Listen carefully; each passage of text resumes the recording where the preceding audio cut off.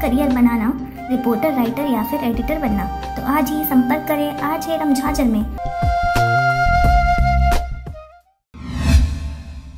नमस्कार, आप देख रहे हैं RJ रमझाजर और मैं हूं पुखराज सिंह। पूरे विश्व में फैले कोरोना रूपी महामारी को देखते हुए समस्त भीड़भाड़ वाले क्षेत्रों सहित शैक्षणिक संस्थाओं को भी संचालित करने की मंजूरी नहीं दी गई है।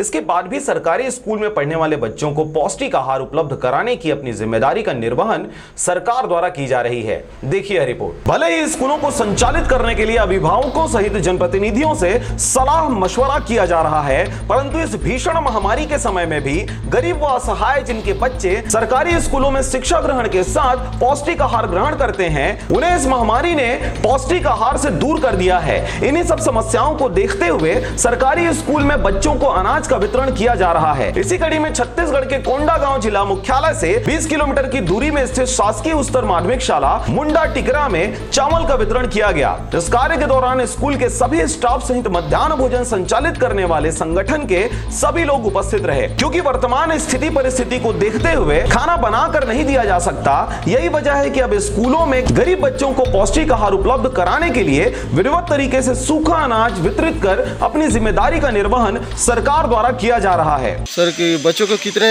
किलोग्राम यहाँ पर खाद्य पदार्थ दिया जा रहा है? माध्यमिक शाला का है 6 किलो 750 ग्राम और प्राथमिक शाला का 4 किलो 500 ग्राम चावल वितरित किया जा रहा है। जी, ये कोविड-19 के चलते यहाँ पर वितरण किया जा रहा है? हाँ सर।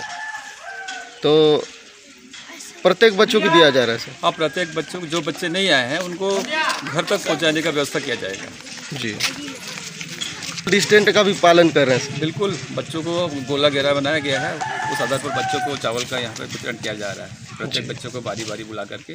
जी, तो सर ऐसे स्कूल कब तक खुलने का आपको संभावना तो मैं आपको नहीं बता सकता, शासन का जो निर्देश आएंगे उधर ऊपर से जी तभी शाला का संचालन हो सकता है। अभी फिलहाल संभव नहीं लग रहा है। धन्यवाद सर। धन्यवाद। तो छत्तीसगढ़ सरकार को यहाँ पर कुछ आभार व्यक्त करना चाहेंगे सर? माननीय मुख्यमंत्री भूपेश बघेल को मैं आभार व्यक्त करना चाहता हूँ कि ऐसे विषम परिस्थितियों पर उन्होंने बच्चों के लिए सूखा खाद्यान्न का वितरण कर रहे हैं।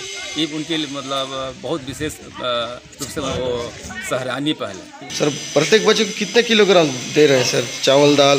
प्राथमिक में चावल है सर 4 किलो 500 ग्राम और माध्यमिक वर्ग में 6 किलो 750 ग्राम और दाल है प्राथमिक वर्ग में 900 ग्राम और माध्यमिक वर्ग 1 किलो 350 ग्राम दिया जा रहा है और उसके साथ सोयाबड़ी या अचार, तेल और नमक भी दिया जा रहा है। कोंडागांव से गौतम कुमार पांडे की रिपोर्ट, RJ रमझाजर।